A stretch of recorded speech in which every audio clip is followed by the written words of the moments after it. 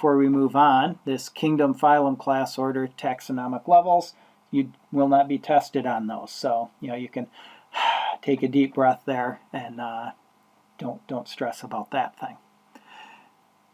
Now, I want to move on, talk about another, one of my favorite heroes in this story is a gentleman named the Comte de Buffon.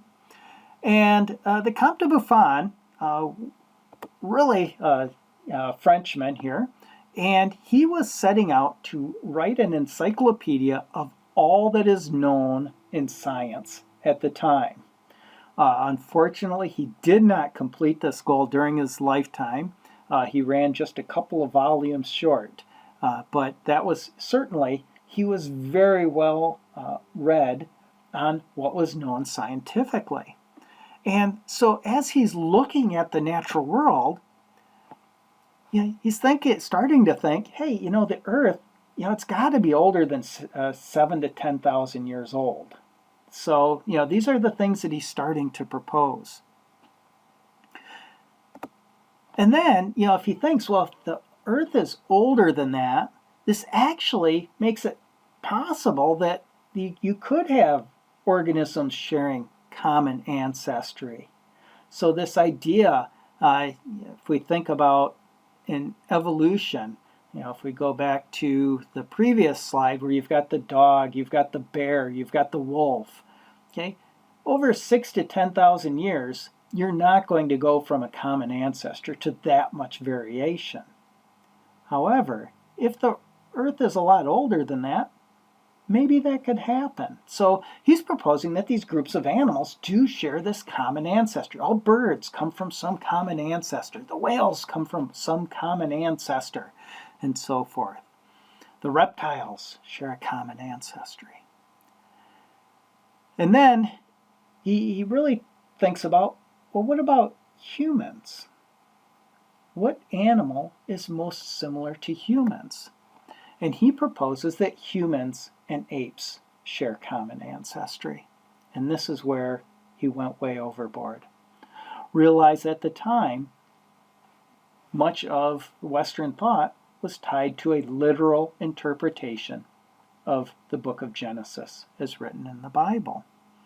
And this was certainly a heretical thought. At the time, we weren't even thinking that humans were animals, much less tied to an ape for that matter. And he was actually forced to recant those views publicly. Now, and he did so, but realize, he said, no, don't believe all of that stuff. I said I was way wrong.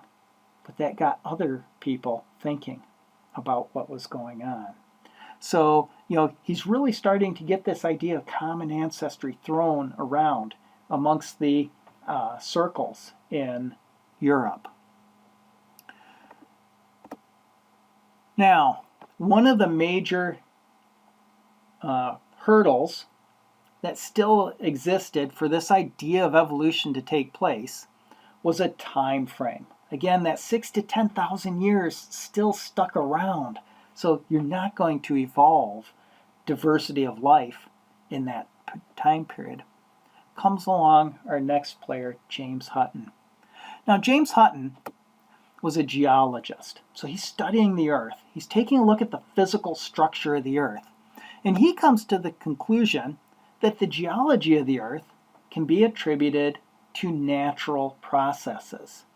So prior to this, things like the Grand Canyon could only be thought of as existing due to the formation, due to the draining of water during the Great Flood as described in the story of Noah in the Bible.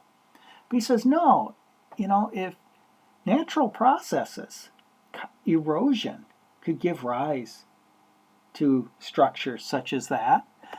And in fact, the Earth is what he termed immeasurably old.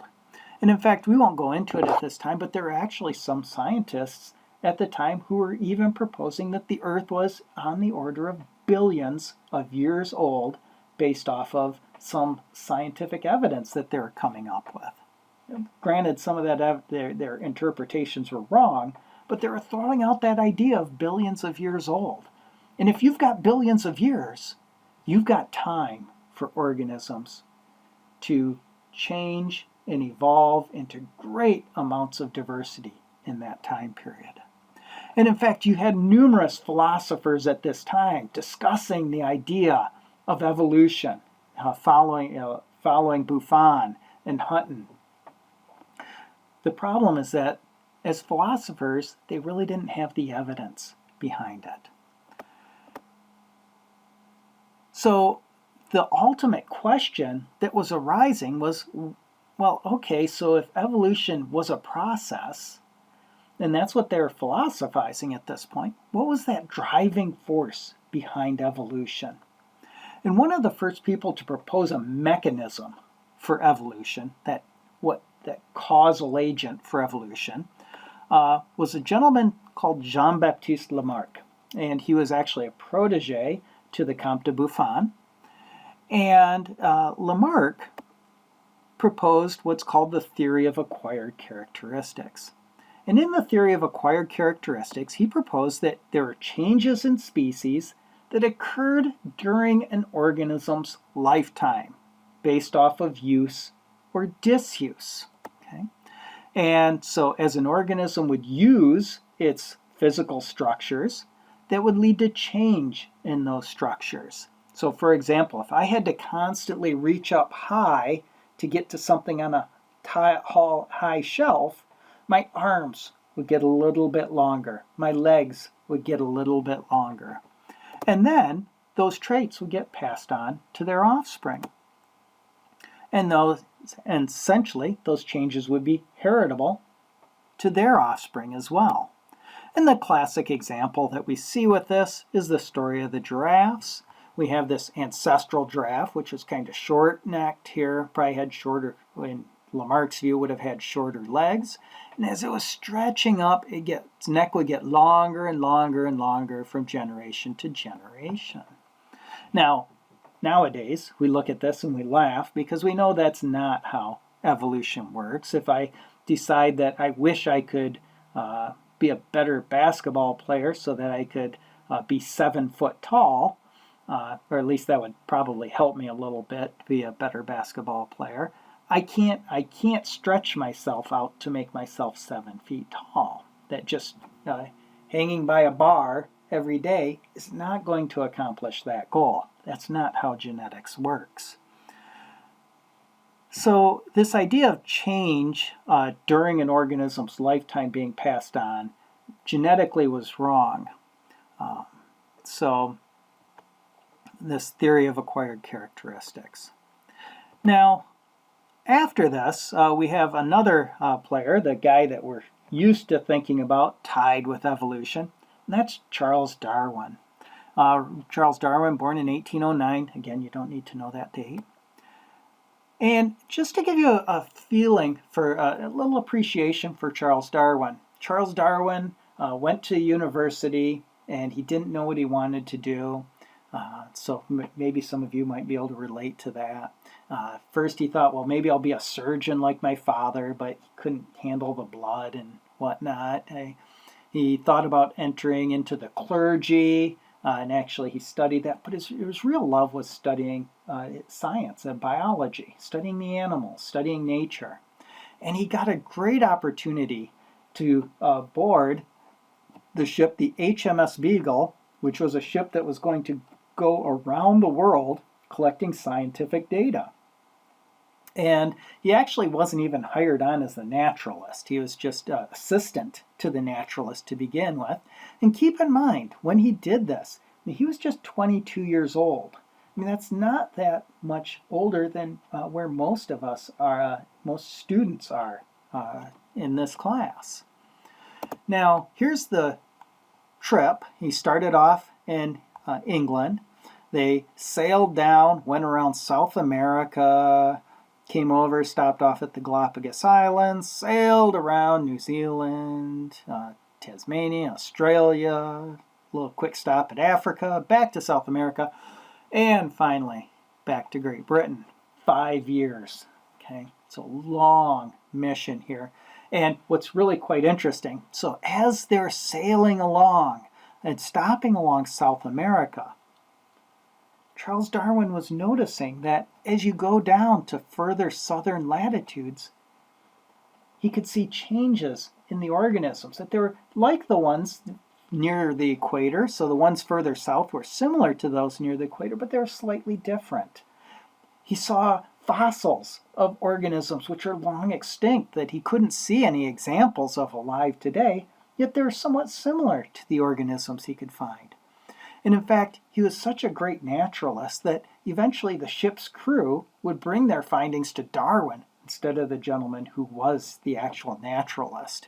And he got fed up with this. He actually left the ship down near Cape Horn. And of course, we're probably familiar with, as they continued around, they got to the Galapagos Islands, you've probably heard of. This is an isolated set of islands, well removed from the shoreline, although some animals have gotten there on drifts of branches or logs, or birds have gotten there on large storms. So it's an isolated population of series of isolated islands. And this really played an important role for Darwin to take a look at how organisms are different to different environments. So one of the things he'd look at are the tortoises. And you're probably familiar with the Galapagos tortoises. These are absolutely massive animals. And as you see these, he'd see that there are differences in them from one island to the next.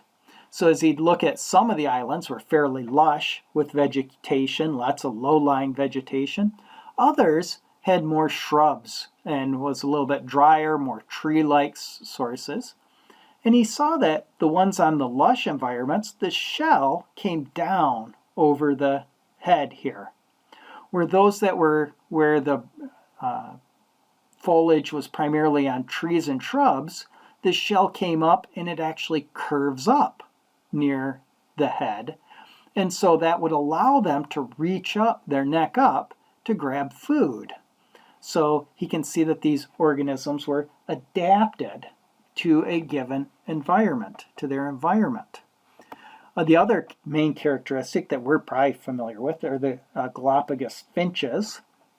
And we can see that as he takes a look, looked at these, he saw that there are variations in bill structure. And that bill is actually suited to various types of seeds. Now, when Darwin initially collected these specimens, these birds, he actually collected specimens, brought them back to England. He thought they were all the same species. And then an ornithologist was looking and said, no, these are very different from one another. And as he was identifying, it's like these ones were specialized to eating large seeds. The ones with very narrow bills were specialized to eating seeds that were hard to reach in the prickly pear cactus. The ones with very narrow tips here, small seeds. So we saw that these were actually specified, adapted specifically to certain items. So he's getting this idea that organisms are adapting to specific food source.